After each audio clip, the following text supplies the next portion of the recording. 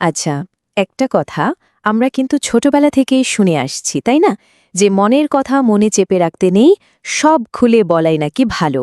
কিন্তু একটু ভেবে দেখলে বোঝা যায় এই কথাটা কি সব পরিস্থিতিতেই খাটে।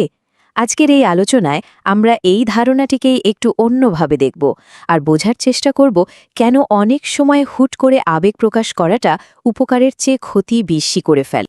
তাহলে আসল প্রশ্নটা কি? মনের কথা বলে ফেলাই কি সবসময় বেস্ট অপশন? চলুন এই বিষয়টার গভীরে যাওয়া যাক। কারণ অনেক সময়ে আনফিল্টার্ড ইমোশন বা অপরিশোধিত আবেগ প্রকাশ করলে ব্যাপারটা হিতে বিপরীত হয়ে যেতে পারে। তো চলুন প্রথমে দেখি এর ঝুঁকিগুলো ঠিক কি।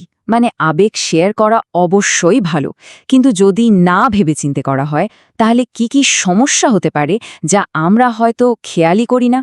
সবচেয়ে বড় যে সমস্যাটা হয় সেটা হলো ভুল বোঝাবুঝি। মানে ধরুন, যখন কেউ প্রচণ্ড রাগ, কষ্ট বা উত্তেজনার মাথায় কিছু বলে ফেলে, তখন কিন্তু তার আসল কথাটা হারিয়ে যায়। তখন তার কথার ভুল ব্যাখ্যা হওয়ার সম্ভাবনা অনেক বেড়ে যায়, যা অকারণে বিতর্ক আর সংঘাত তৈরি করে। আরেকটা ব্যাপার হলো নিজের দুর্বলতা প্রকাশ হয়ে পড়া। যখন কেউ খুব বেশি আবেগ প্রকাশ করে ফেলে তখন কিন্তু অন্যদের কাছে নিজেকে কিছুটা দুর্বল অবস্থানে নিয়ে যায়। নিজের গভীর অনুভূতিগুলো সবার সামনে বললে সমালোচনার শিকার হওয়ার বা সেই অনুভূতির কেউ সুযোগ নেওয়ার একটা রাস্তা তৈরি হয়ে যায়। আর এই পয়েন্টটা কিন্তু খুবই মারাত্মক। অনেক সময় হয় কি, আবেগের বশে এমন একটা কথা মুখ থেকে বেরিয়ে গেল যা হয়তো ব্যক্তিগত বা প্রফেশনাল সম্পর্ককে চিরদিনের মতো নষ্ট করে দিল। কারণ একবার বলে ফেলা কড়া কথা তো আর ফিরিয়ে নেওয়া যায় না, তাই না? আর সেটাই সম্পর্কের মধ্যে একটা গভীর ক্ষত তৈরি করে ফেলে।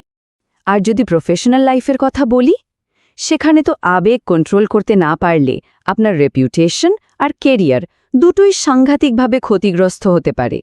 এর ফলে একজন ব্যক্তিকে অপরিণত বা বিশ্বাসযোগ্য নয় বলেও মনে করা হতে পারে, আর এটা তার উন্নতির পথে একটা বড় বাধা হয়ে দাঁড়ায়।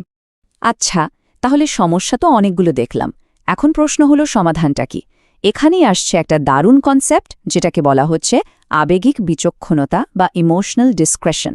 এটা কিন্তু আবেগ চেপে রাখা না, একদমই না, বরং এটা হলো আবেগ প্রকাশের একটা স্মার্ট এবং শক্তিশালী উপায়। তাহলে এই আবেগিক বিচক্ষণতা জিনিসটা ঠিক কি? খুব সহজ করে বললে এটা হলো ভেবে চিনতে একদম সচেতনভাবে ঠিক করা যে কখন, কিভাবে আর কার সাথে নিজের আবেগটা শেয়ার করা উচিত। এটা আসলে একটা দারুণ স্কিল আর হাই ইমোশনাল ইন্টেলিজেন্সের পরিচয়। দেখুন, এই দুটো জিনিসের মধ্যে কিন্তু আকাশ পাতাল তফাত আছে, আর এটা বোঝাটা খুব জরুরি। আবেগিক বিচক্ষণতা হলো একটা সচেতন, স্বাস্থ্যকর আর কৌশলগত সিদ্ধান্ত, যেটা আপনাকে আরও শক্তিশালী করে তোলে। আর অন্যদিকে আবেগ দমন করা মানে কি?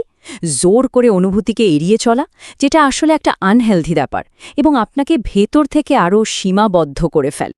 তো থিওরি তো অনেক হলো, চলুন এবার দেখি এটাকে আমরা রোজকার জীবনে কিভাবে কাজে লাগাতে পারি।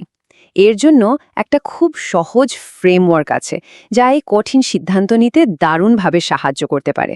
যে কোনো পরিস্থিতিতে আবেগ প্রকাশ করার আগে নিজেকে শুধু এই 3টে প্রশ্ন করলেই হবে।